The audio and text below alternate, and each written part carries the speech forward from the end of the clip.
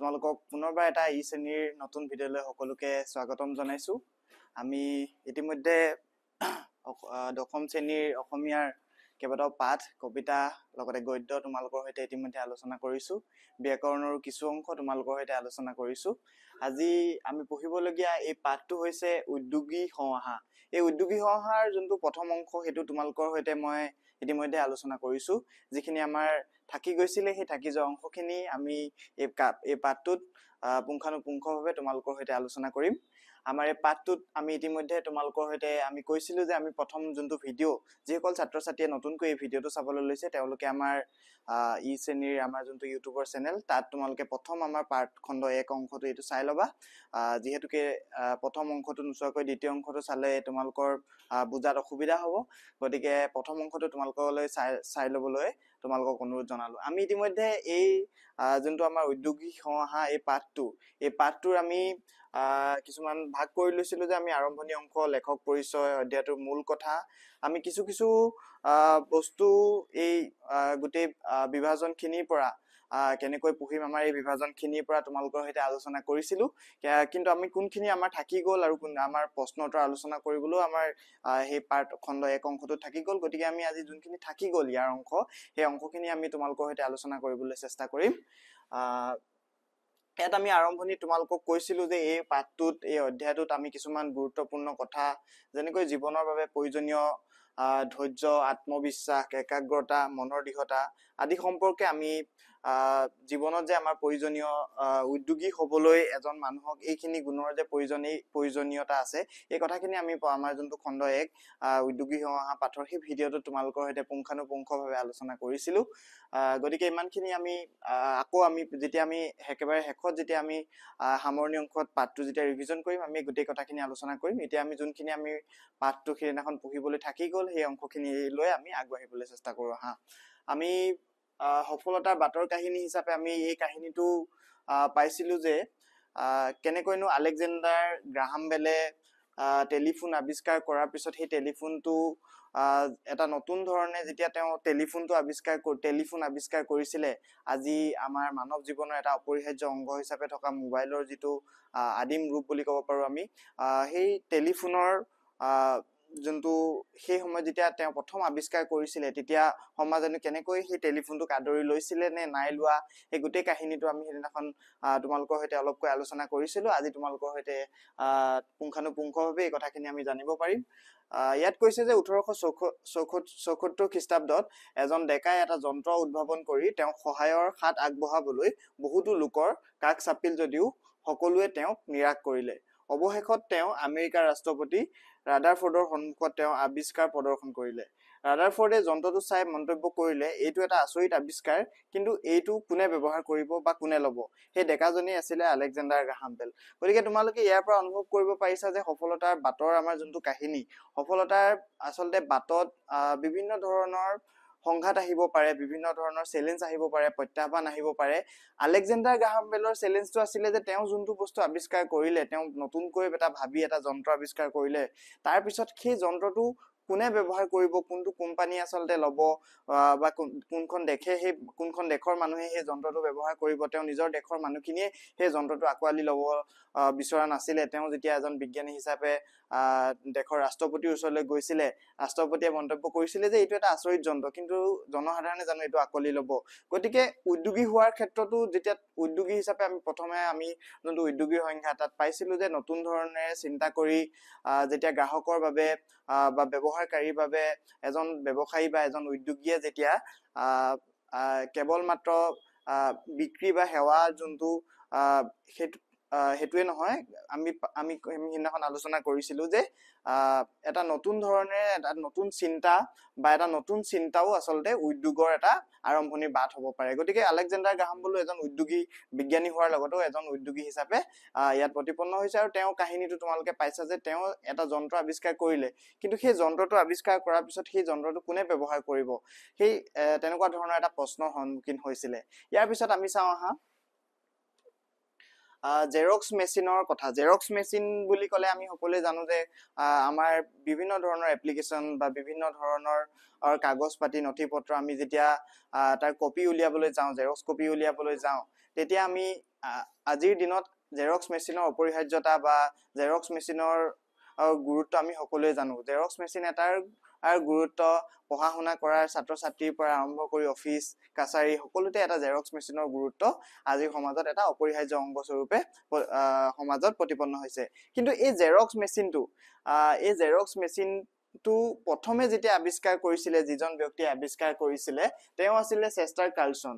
চেষ্টাৰ কাৰ্লছনেনো কেনেকৈ প্ৰথমে যেতিয়া এই যন্ত্ৰটো আৱিষ্কাৰ কৰিছিলে তেতিয়া কেনেধৰণৰ প্ৰত্যাহ্বানৰ সন্মুখীন হৈছিলে সেই কথাখিনি ইয়াত আছে। সেই কথাখিনি আমি ইয়াত পঢ়ি তোমালোকৰ সৈতে আলোচনা কৰিম। 1940 চনত আন এজন আৱিষ্কাৰক চেষ্টাৰ কাৰ্লছনে নিজৰ আৱিষ্কাৰ 20টা কোম্পানীৰ আগত প্ৰদৰ্শন কৰি ভাগৰি পৰিল আৰু কোনেও তেওঁ আৱিষ্কাৰ গ্ৰহণ কৰিবলৈ মান্তি নহল। 7 বছৰৰ পিছত 1987 চনত নিউয়ৰ্কৰ হেলৱেড নামৰ এটা সৰু কোম্পানীয়ে তেওঁৰ আৱিষ্কাৰৰ স্বত্ব কিনিবলৈ মান্তি হয়। পৰৱৰ্তী সময়ত হেলৱেড কোম্পানী জেৰক্স কৰ্পৰেশ্যন নামে জনাজাত হয়। আজিও বহুতে চিঠি পত্ৰৰ মেচিনত কৰা ফটোকপিক জেৰক্স বুলিয়ে কয়। গতিকে তোমালোকে ইয়াত পাইছা যে এই যে চেষ্টাৰ কাৰ্লছন নামৰ এই ব্যক্তিজন, চেষ্টাৰ কাৰ্লছনে যেতিয়া প্ৰথম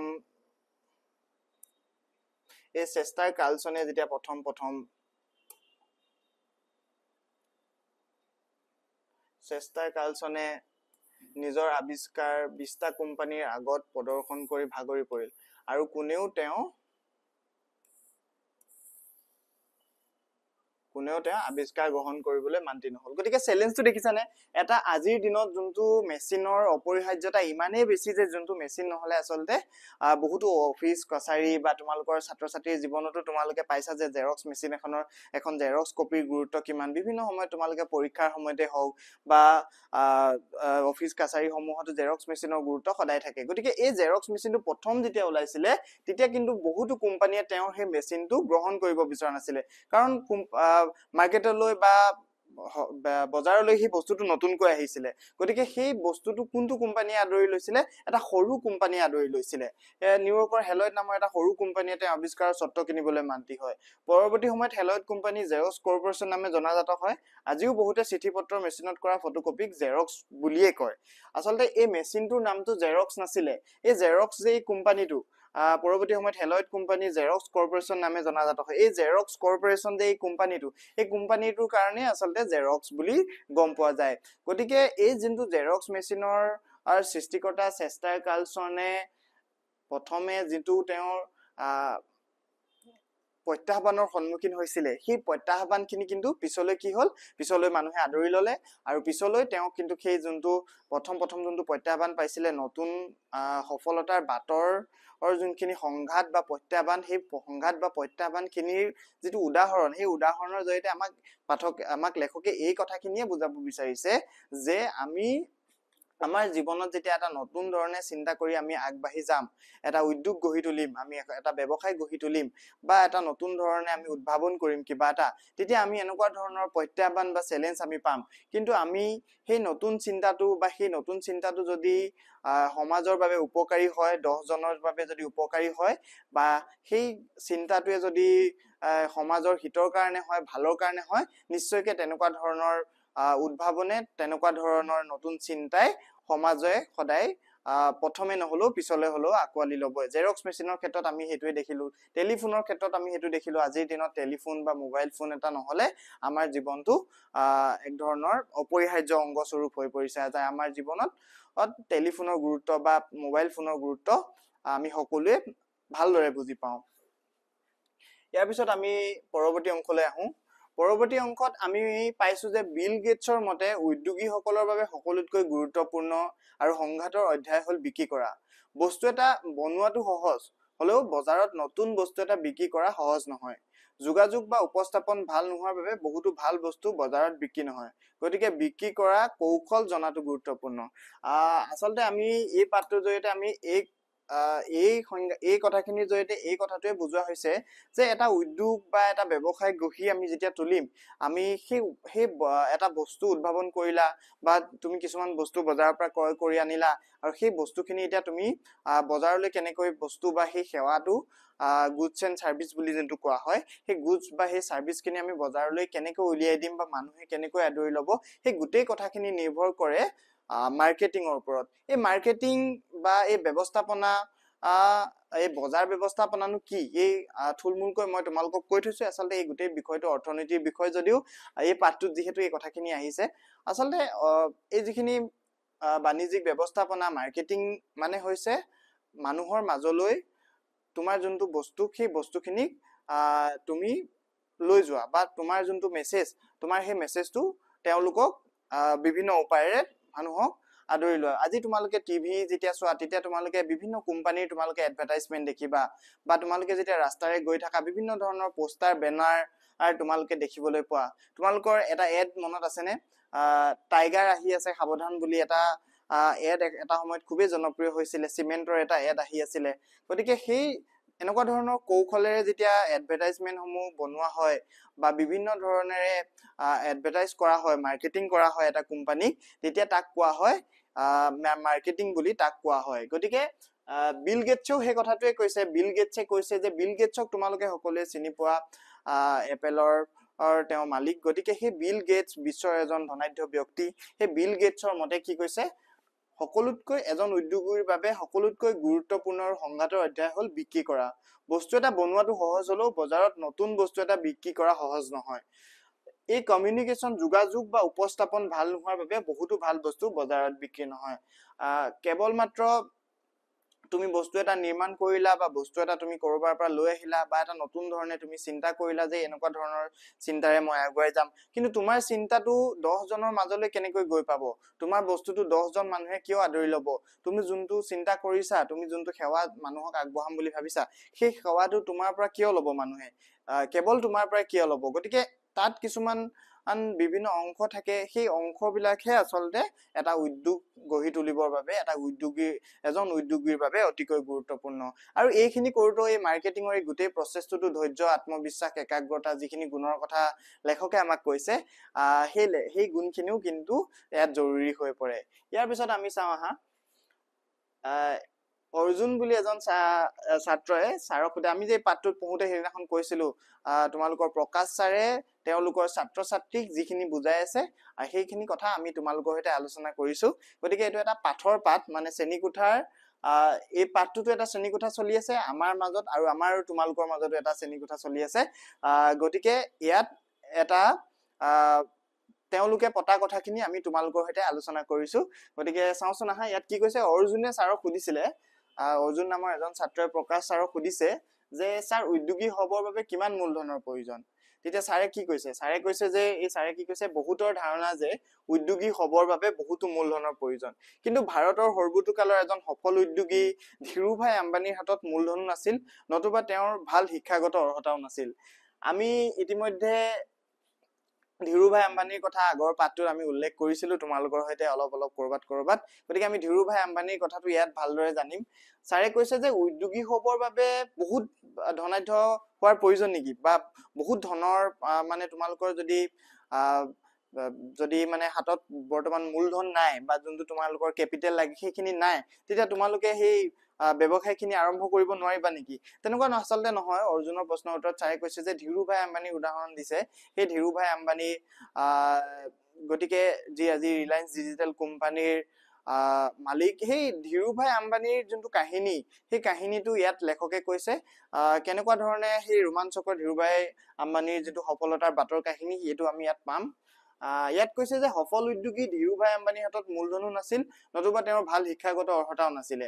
মেট্ৰিকতে শিক্ষা সমাপ্ত কৰা ধীৰুভাইয়ে প্ৰথমে পেট্ৰল ডিপুত তেল ভৰোৱা কাম কৰিছিলে, আৰু নিজৰ কামৰ বাবে ডিপুটোৰ মেনেজাৰ পদলৈ পদোন্নতি লাভ কৰিছিলে। কিন্তু উদ্যোগী হৈ নিজকে প্ৰতিষ্ঠা কৰাৰ দুৰ্বাৰ হাবিয়াসৰ বাবে তেওঁ চাকৰি বাদ দি কিছু বানান আখোৱা দেখা পাইছো মই।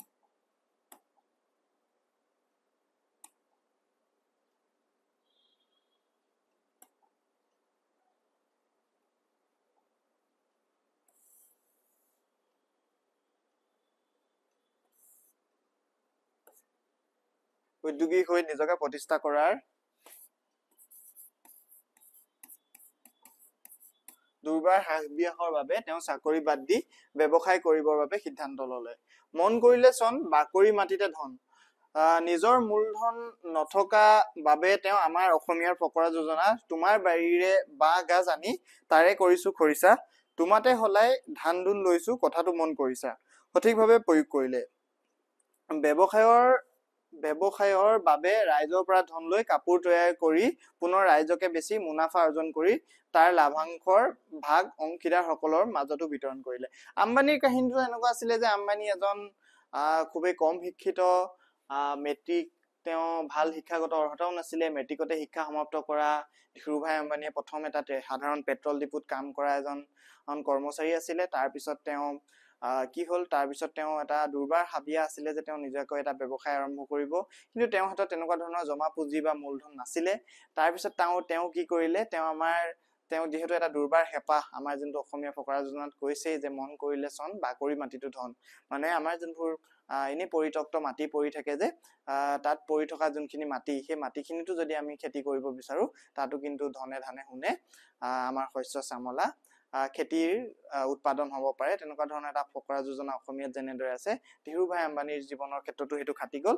কাৰণ ধীৰুভাই আম্বানীৰ যোনটো দুৰ্বাৰ হেঁপাহ, সেই হেঁপাহৰ বলতে তেওঁ কি কৰিলে, আনৰ বাৰীৰ পৰা বাঁহ কাটি আনি বাঁহ গাজ বনাই কি কৰিলে, তোমাৰ বাৰীৰ বাঁহ গাজ কাটি আনি তাৰে কৰিছো খৰিচা, তোমাতে হলাই ধান দুন লৈছো কথাটো মন কৰিছা।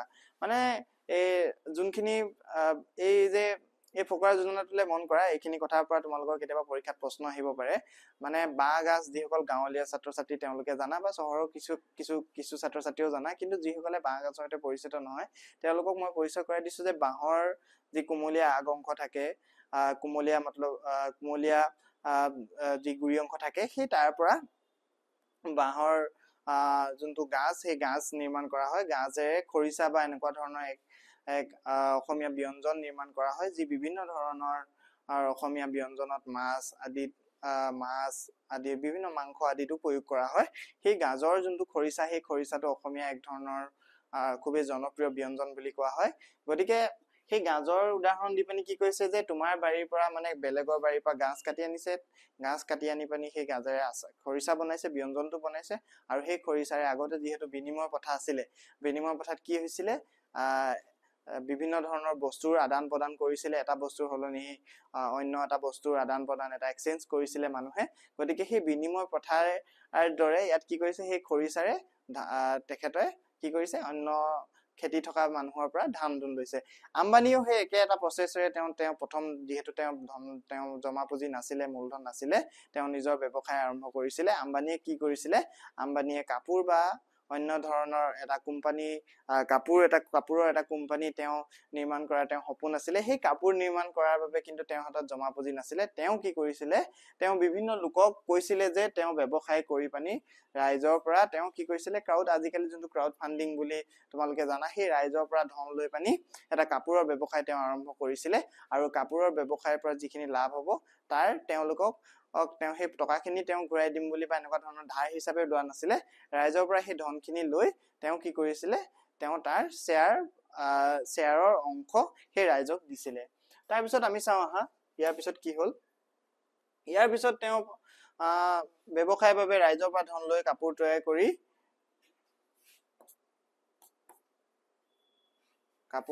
কি কৰিলে,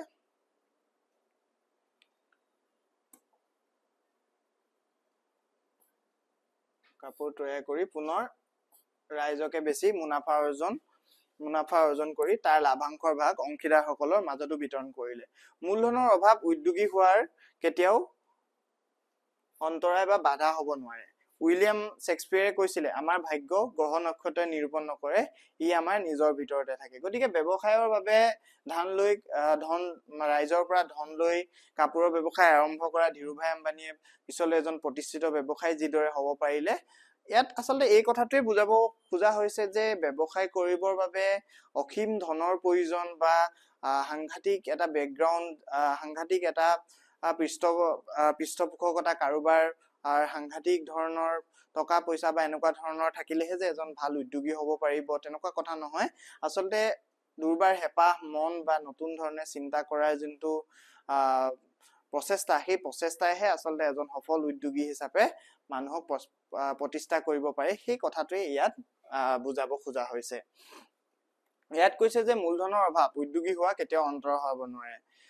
বহুতে লাকৰ কথা কৈ থাকে যে লাক থাকিলেহে এনেকুৱা ধৰণৰ ছাকচেছ পাব পাৰি, সফলতা অৰ্জন কৰিব পাৰি। ধীৰুভাই আম্বানী এজন লাকি ব্যক্তি আছিলে, কিন্তু এই ক্ষেত্ৰত উইলিয়াম শ্বেক্সপিয়াৰৰ কথা তোমালোকে শুনিছা। বিশ্ববিখ্যাত নাট্যকাৰ কবি উইলিয়াম শ্বেক্সপিয়াৰে কি কৈছে? উইলিয়াম শ্বেক্সপিয়াৰে কৈছে যে আমাৰ ভাগ্য গ্ৰহ নক্ষত্ৰই নিৰূপণ নকৰে, ই আমাৰ নিজৰ ভিতৰতে থাকে। ইয়াৰ পিছত আমি চাওঁ কি কৈছে। ইয়াৰ পিছত কৈছে যে কোনো এজন ব্যক্তি দুখীয়া হৈ জন্ম ললে বুলিয়েই আজীৱন তেওঁ দুখীয়া আৰু অকৃতকাৰ্য হৈয়ে থাকিব লাগিব বুলি কোনো কথা নাই। বিশ্ববিখ্যাত উদ্যোগী তথা মাইণ্ড ছফ্টৱেৰ প্ৰতিষ্ঠাতা বিল গেটছে সেয়ে কৈছে, আপুনি যদি দুখীয়া হৈ জন্ম হৈছে সেয়া আপোনাৰ ভুল নহয়, কিন্তু আপুনি যদি দুখীয়া হৈ মৰে সেয়া আপোনাৰ ভুল। পেট্ৰল পাম্পৰ চাকৰি বাদ দি মুম্বাই এটা 350 বৰ্গ ফুটৰ কোঠাৰ পৰা ধীৰুভাই আম্বানীয়ে কাপোৰৰ ব্যৱসায় আৰম্ভ কৰে। ধীৰুভাই আম্বানীয়ে কাপোৰৰ ব্যৱসায় আৰম্ভ কৰে।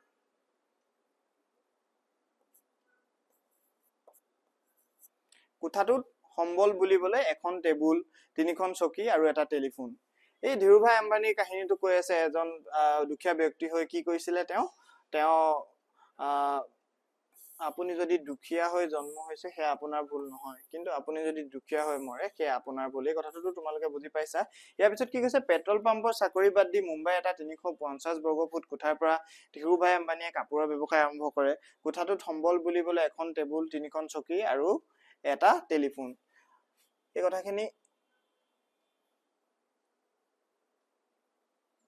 এই কাৰণেই কোৱা হৈছে যে এটা সৰু কোঠাৰ পৰা তেওঁ যি সংগ্ৰাম আৰম্ভ হৈছিলে, তেওঁ যি যাত্ৰা আৰম্ভ হৈছিলে সফলতাৰ বাটৰ, যে মুম্বাই এটা সৰু কোঠাতে আম্বানীয়ে কি কৰিছিলে, তেওঁ যি ব্যৱসায়িক যাত্ৰা আৰম্ভ কৰিছিলে আৰু ৰিলায়েন্স ইণ্ডাষ্ট্ৰিজ লিমিটেড এই কোম্পানী তেওঁ ৰিলায়েন্স কমাৰ্চিয়েল কৰ্পৰেশ্যন এইবোৰ স্থাপন কৰিছিলে।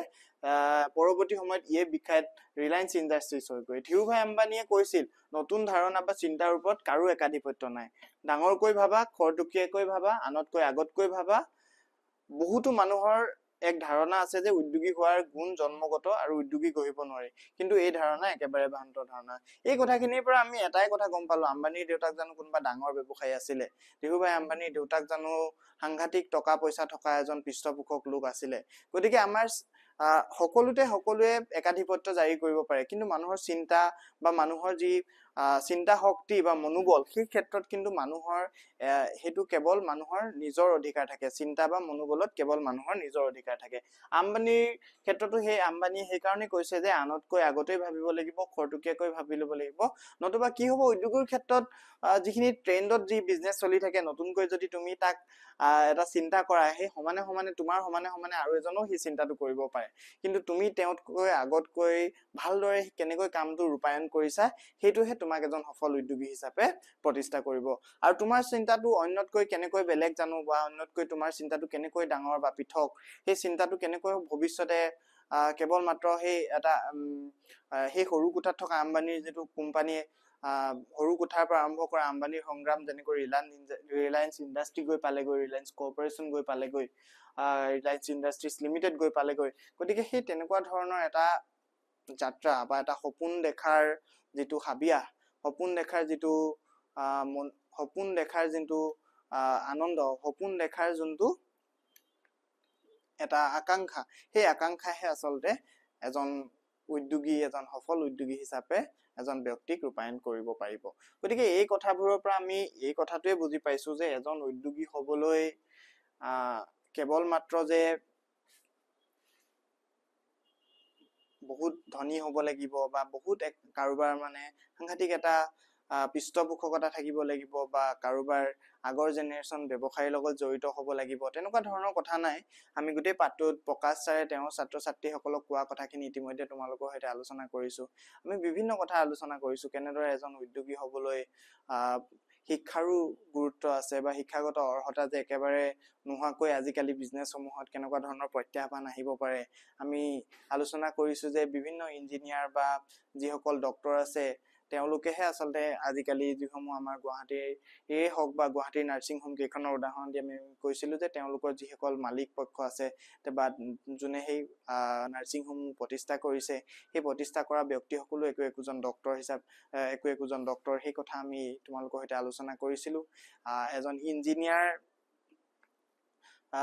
যোনবোৰ আমাৰ IT কোম্পানীজ আছে আজিকালি বিভিন্ন ধৰণৰ কোম্পানীজ খোলা হৈছে সেই কোম্পানীসমূহৰ যিসমূহ অনাৰ তেওঁলোক নিজে একোজন ইঞ্জিনিয়াৰ গতিকে প্ৰশিক্ষিত ব্যক্তিসকলৰো অৰ্হতা প্ৰয়োজনীয়তা আছে লগতে বিভিন্ন ধৰণৰ যিসমূহ আমাৰ গাঁৱলীয়া উদ্যোগ আছে সেই গাঁৱলীয়া উদ্যোগসমূহতো বিভিন্ন কৌশল জনাটো প্ৰয়োজন লগতে সেই উদ্যোগী হ'বলৈ কেৱল শিক্ষাগত অৰ্হতাই নহয় তাৰ লগতে প্ৰয়োজন ধৈৰ্য একাগ্ৰতা বা নতুন ধৰণে চিন্তা কৰাৰ যিটো মনৰ হাবিয়াসটো এজন উদ্যোগী হিচাপে নিজকে প্ৰতিষ্ঠা কৰাৰ বাবে খুবেই প্ৰয়োজন লগতে সেই যোনটো যাত্ৰা উদ্যোগী হোৱাৰ বাবে যোনটো যাত্ৰা সেই যাত্ৰাটোত আমি সেই প্ৰথমে উদাহৰণত পাইছিলো যে এজন চাইকেল আৰোহীয়ে যে এজন চাইকেল শিকোতে যেতিয়া আমি প্ৰথমতে সৰুতে বাৰে চাইকেলৰ পৰা পৰি আমাৰ আঁঠুৰ ছাল ছিগিছিলে কিন্তু তাৰ পিছতো আমি আকৌ সেই পেডেল মাৰিবলৈ শিকিছিলো পেডেল মাৰিবলৈ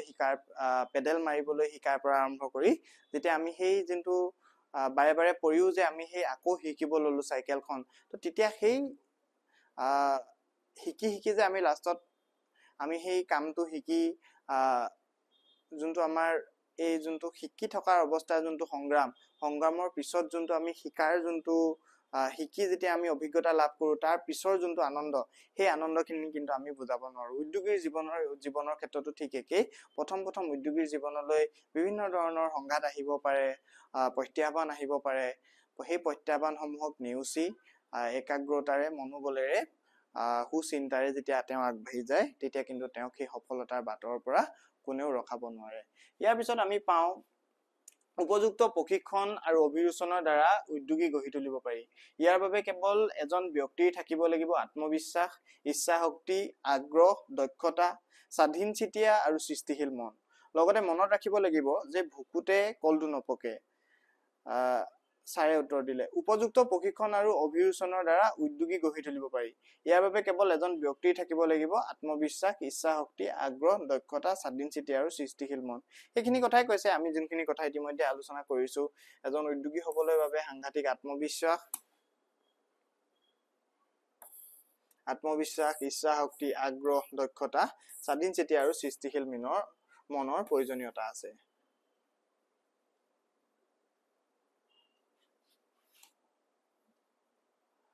গতিকে আজিলৈ এই পাঠটোত ইমানখিনি আছিলে ইতিমধ্যে তোমালোকৰ সৈতে গোটেই পাঠটো মই আলোচনা কৰিছো প্ৰথমৰ অংশত তোমালোকে এই প্ৰথম অংশটো চোৱাৰ পিছত এই দ্বিতীয় অংশটো চালে তোমালোকে ভালদৰে গোটেই পাঠটো তোমালোকে বুজি পাবা এই পাঠটোৰ যি প্ৰশ্ন উত্তৰ আছে আৰু এই পাঠটোৰ যি এটা সমূহ পুনৰ আলোচনা তোমালোকৰ সৈতে মই কৰিম অন্য এটা খণ্ড তোমালোকলৈ এই পাঠটোৰ মই লৈ আহিম য'ত তোমালোকে এই পাঠটোৰ যিসমূহ ইয়াৰ প্ৰশ্ন উত্তৰ আছে বা ইয়াৰ যিখিনি তোমালোকৰ পাঠটোৰ এটা সমূহ পুনৰ আলোচনা তোমালোকৰ সৈতে আলোচনা কৰিম বা তোমালোকৰ সৈতে ইয়াৰ পাঠটোৰ প্ৰশ্ন উত্তৰ তোমালোকৰ সৈতে মই আৰ্হি প্ৰশ্ন উত্তৰ যিসমূহ লৈ আহিম তোমালোকে তেতিয়া পৰীক্ষাৰ বাবে এই পাঠটোৰ প্ৰশ্ন উত্তৰখিনি তোমালোকে প্ৰস্তুত কৰিব পাৰিবা নিজাকৈ তোমালোকে প্ৰেক্টিছ কৰিব পাৰিবা এই পাঠটোৰ বিভিন্ন ধৰণৰ কথাখিনি মই তোমালোকৰ সৈতে প্ৰায় পুংখানুপুংখভাৱে আলোচনা কৰিছো আশা কৰিছো তোমালোকে ভালদৰে পাঠটো বুজি পাইছা তাৰ পিছতো যদি তোমালোকৰ কৰবাত কিবা ধৰণৰ বুজিবলগীয়া থাকি গল বা তোমালোকৰ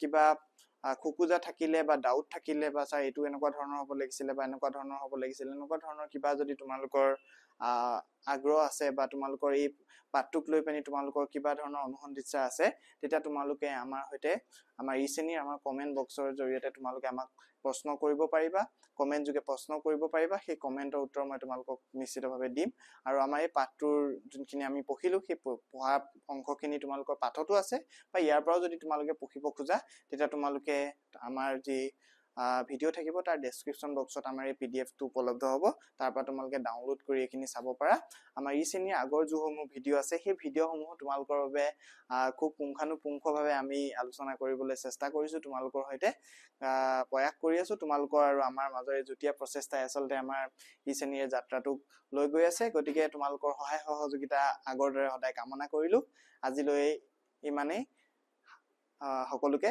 ধন্যবাদ জনাইছো।